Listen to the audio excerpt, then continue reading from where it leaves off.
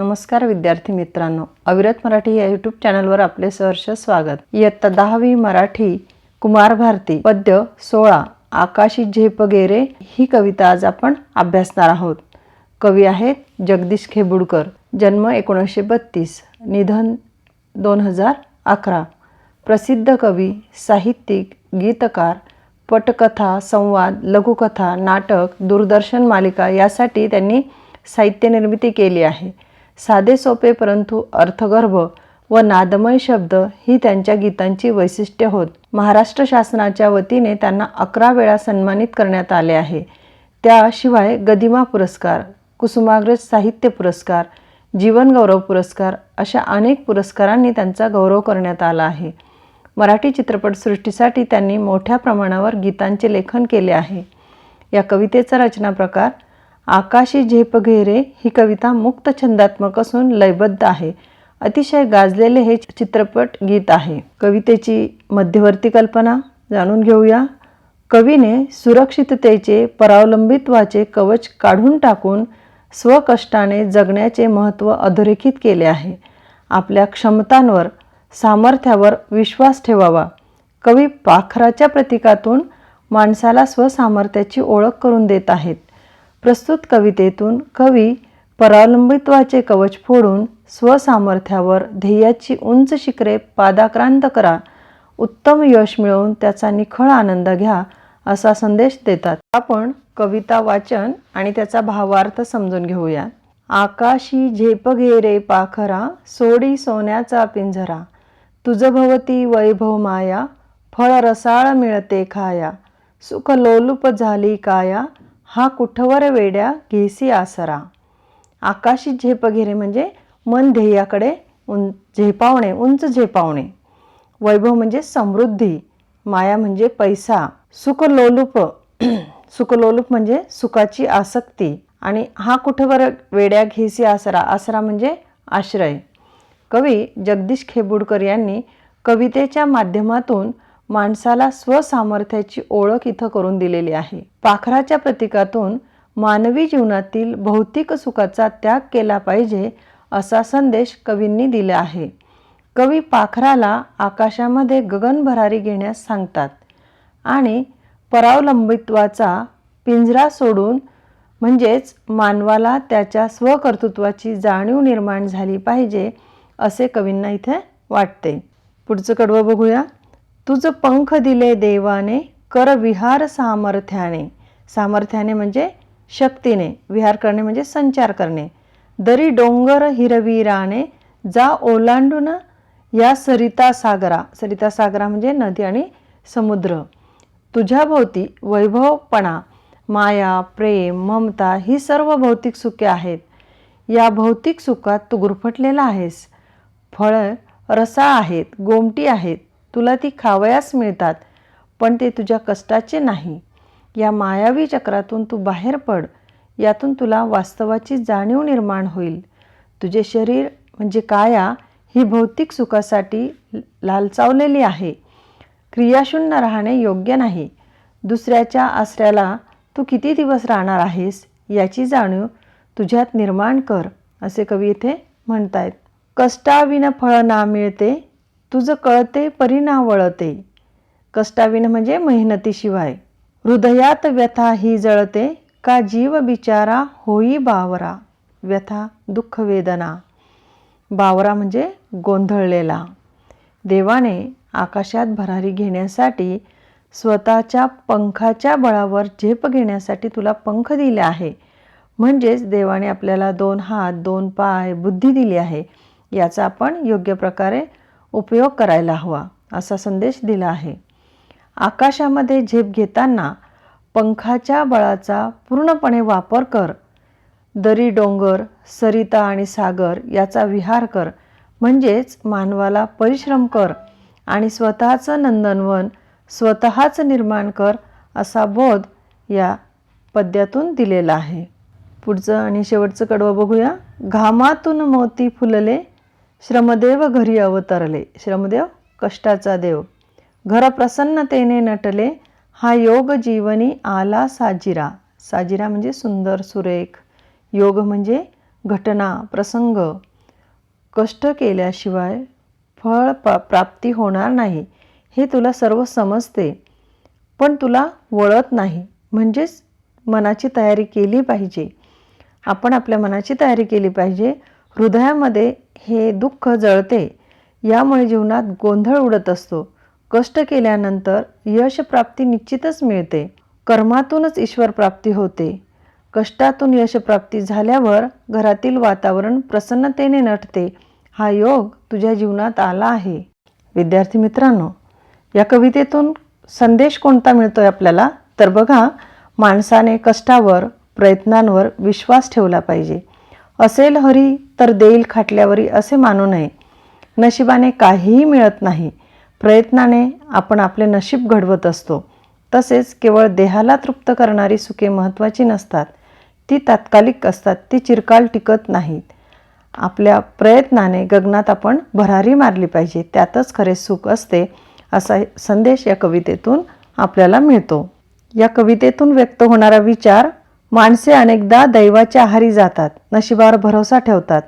नशिबात असेल तेच मिळेल, अधिक काही मिळणार नाही, शक्य नाही, अशी ठाम समजूत करतात.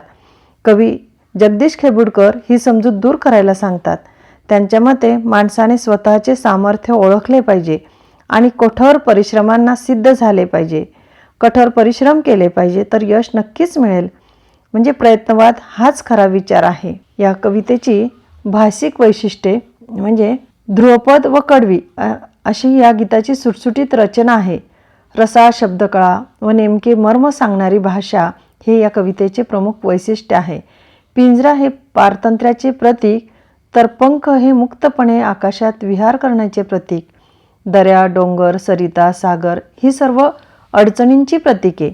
सर्वसामान्य लोकांना सहज कळतील, आशय थेट मनाला भिडेल अशी सोपी साधी प्रतीके इथे वापरलेली आहेत. फळ रसाळ मिळते याप्रमाणे अनुप्रासाचा सुंदर उपयोग केलेला आहे. एकूण ही कविता रसाळ प्रासादिक बनली आहे. विद्यार्थी मित्रांनो, पद्य विभागावर 16 गुणांचा कृती आपल्याला सोडवायच्या आहेत.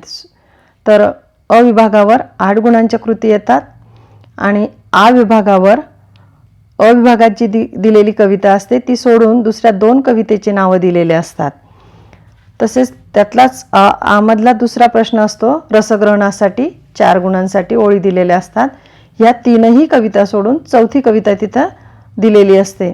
परंतु उदाहरणादाखल आपण एकाच कवितेवर ह्या 3ही प्रकारच्या कृती येथे घेत आहोत, जेणेकरून तुम्हाला कुठलाही प्रश्न आला, कृती आली तर ती सोडवता येईल आणि तुमचा व्यवस्थित अभ्यास होईल. बघूया आपण कृती. अविभाग: कवितेच्या आधारे सूचनेनुसार कृती करा. तुलना करा. पिंजऱ्यातील पोपट आणि पिंजऱ्याबाहेरील पोपट. बघा, तुलना करायची आहे. 2-2 उदाहरणं दिले तरी चालतील 2 गुणांसाठी. मग इथे आपण देऊ शकतो उदाहरण. एक, पिंजऱ्यातील पोपटाला पारतंत्र्यात राहतो. पिंजऱ्याबाहेरील पोपट अर्थात स्वातंत्र्य उपभोगतो.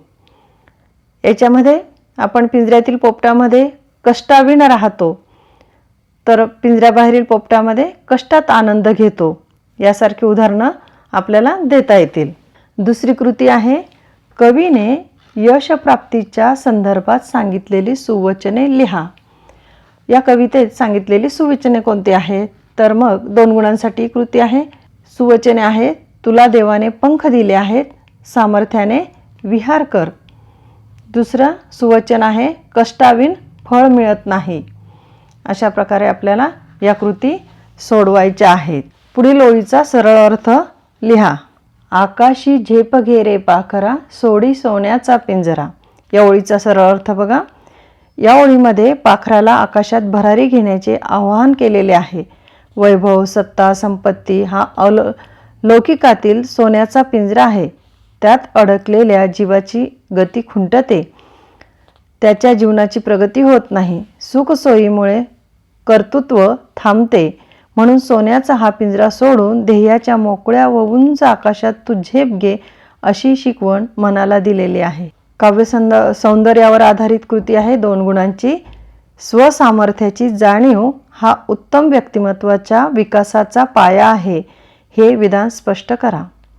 बघा, उदाहरणादाखल देत आहे. जीवन जगत असताना माणसाला अनेक अडचणींना तोंड द्यावे लागत असते.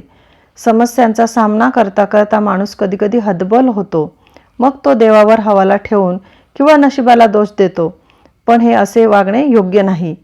परिस्थिती बदलण्याचा माणसाने निकराने प्रयत्न करायला हवा. प्रयत्ने वाळूचे कण रगडता तेलही गळे, अशी समर्थ रामदासांची उक्ती आहे. याप्रमाणे आत्मबळ एकवटणे महत्त्वाचे आहे. स्वतःच्या सामर्थ्यावर विश्वास ठेवता आला पाहिजे.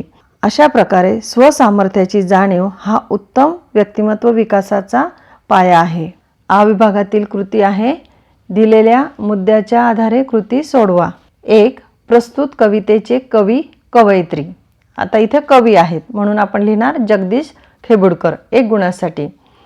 प्रस्तुत कवितेचा विषय 1 गुणासाठी. स्वसामर्थ्य व स्वातंत्र्य हे मोलाचे असते.